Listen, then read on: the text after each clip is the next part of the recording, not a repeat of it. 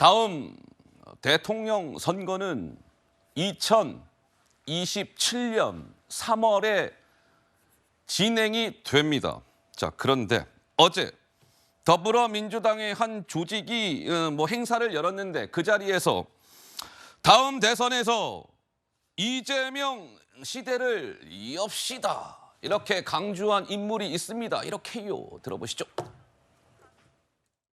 우리에게 유일한 희망의 싹인 이재명 당대표를 검찰 독재에 의해서 보복 응징당하고 있는 그 시련의 한가운데에서 구해내자. 그 시련을 돌파해서 다음 대선에서 이재명 시대를 열자. 이런 취지로 더민주혁신회의가 출범을 했었는데 이번에 31명의 혁신회의 출신들이 당선이 되었습니다만 의원 중심이 아니라 당원 중심의 조직체로서의 더민주혁신회의의 새로운 출발을 모색하는 자리가 이번 자리가 될 거라고 생각을 합니다. 자, 이번에 그 서울 은평을 맞죠? 은평을에서 당선이 된 김우영 당선인의 목소리를 듣고 왔습니다. 다음 대통령 선거에서 이재명 시대를 엽시다 라고 강조했습니다. 잠깐만. 이 행사는 무슨 자리지? 저 민영배 의원도 보이고요. 또 다른 분은 모르겠고요. 추미애 당선인, 이렇게 강위원 씨도 있고요. 정성호 의원, 박찬대 의원 이렇게 모습이 보였습니다. 저 자리는 저 뒤에 플래카드에 적혀져 있네요. 더불어민주당 내에 친이재명 조직이라고 불리우는 더민주 전국혁신회의라는 조직이 어제 국회에서 총선과 관련된 일종의 평가를 갖는 간담회를 열었습니다. 그 자리에서 이재명 시대를 엽시다라는 김우영 당선인의 목소리가 나온 겁니다. 어떻습니까? 저게요. 박성민 최고께 질문을 드릴까요? 지금 더민주혁신회의 관련해서 지금 그래픽에 등장해 있는 것처럼 제2의 철험회 아니냐 이런 해석도 나오는데 저 더민주혁신회의 어제 저 행사는 정말 저 제목대로 세과시한 겁니까? 좀 어떻게 봐야 되는 겁니까? 아무래도 이제 총선 전에도 꽤 많이 모였던 것으로 기억을 하고요. 그리고 그 인물들이 웹잡으로 만들어져서 당원들 사이에 배포되거나 이런 일도 있었습니다. 그러니까 그만큼 이 더민주혁신회의라는 조직이 어느 정도 세를 불려가고 있는 상황인 것 같고 핵심은 이번에 저 멤버들 중에 공천을 받은 사람도 많고 당선인이 상당히 많다라는 게 특징인 것 같아요. 많더라고요. 네, 당선인들 이 되기도 했고 또 워낙 이런 조직이 강화되는 이런 시점이다 보니까 아무래도 모여서 새가시라기보다 자연스럽게 새가 만들어져 버린 상태인 거죠. 네네. 그래서 함께 모여서 아마 앞으로의 그러니까 총선에 대한 분석도 하고 앞으로의 이제 정치적인 국면에서 이 더민주혁신회의가 어떤 일을 할 거냐 이 부분에 대해서 좀 총의를 도모하는 그런 일이 좀 있지 않았을까 싶습니다. 그렇군요. 저 더민주혁신회의 소속이 이번에 보니까요. 더민주 전국혁신회의 여기 소속이 이번 총선에서 50명, 50명이 공천을 받았는데 그 가운데 31명이 국회의원 배지를 달게 됐습니다. 그래서 일각에서는 저 더민주 전국혁신회의가 민주당 내에 어떤 이 친이재명계의 조직 가운데는 최대 개파로 올라서는 거 아니냐 이런 해석도 나오고 있는 가운데 어제 저 자리에는 잠깐만 보자. 노란색 원안에 누굴까요? 이번에 좀 논란이 됐었던 김준혁 당선인도 모습을 드러냈습니다. 저 뒤에 노란색 원안에 경기도 수원정에서 이번에 당선이 됐습니다. 김준혁 당선인은 그동안 과거에 이런저런 발언으로 논란을 빚은 바가 있었죠. 이렇게요. 들어보시죠. 어느덧 눈 떠보니 대한민국은 갑자기 후진국이 되어버린 느낌입니다. 이재명 또 정조 두 분 모두 다 개혁가 아니겠습니까? 이재명이라고 하는 개혁가와 정조라고 하는 개혁가가 만나면 어땠을까? 고종이 이렇게 여자를 밝혔어. 밤마다 파티에서 밤마다. 그래서 고종이 나라를 망친 거야. 지난 역사학자 시절에 했던 행동과 다르게 새로운 정치인으로 출발하면서 보다 신중한 행동과 언어로 생활하도록 하겠습니다.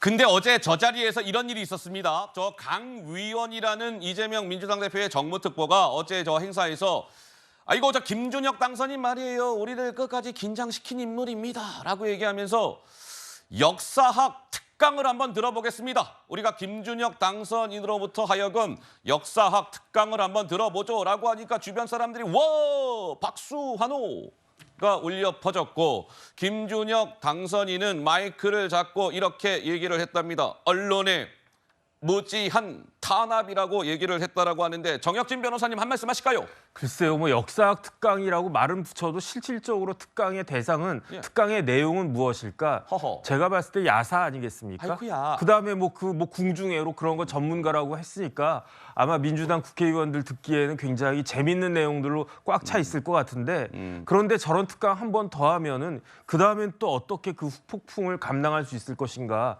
아니 우리 그 나라가 배출한 최고 학자 중에 하나인 퇴계를 야. 그야말로 그런 쪽에 있어서 대가로 이렇게 묘사를 갖다 하셨는데 예. 다음번엔 또 누구를 상대로 해가지고 어떤 이야기를 할까 조금 기대도 되면서 걱정도 되고요. 예. 그 제가 봤을 때 안 하는 게 낫겠다는 게 결론적으로 드는 생각입니다. 그래서 어제 이제 김준혁 당선인도 이제 나와서 이야기를 했고 김준혁 당선인의 뭐 역사학 특강을 듣겠습니다라는 뭐 이런 이야기도 나왔고 그 과정에 우리 정혁진 변호사께서 개인적인 논평, 개인적인 주장을 이렇게 주신 것이고 어제 저 행사장에는 또 이 당선인도 등장을 했습니다. 누굴까요? 보시죠. 이번에도 노란색 원안에 이 원이 사라졌네요. 잘 보이니까요. 자, 양문석 당선인도 참석을 했습니다.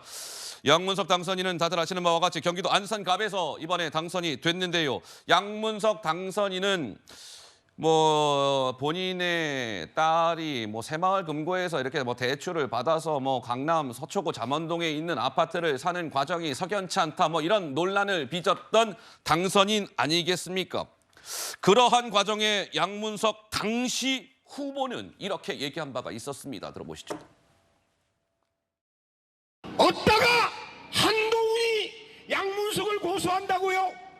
한동훈이 그런 이야기할 자격이 있습니까? 우리는 대통령을 뽑았습니다. 왕을 뽑지 않았습니다.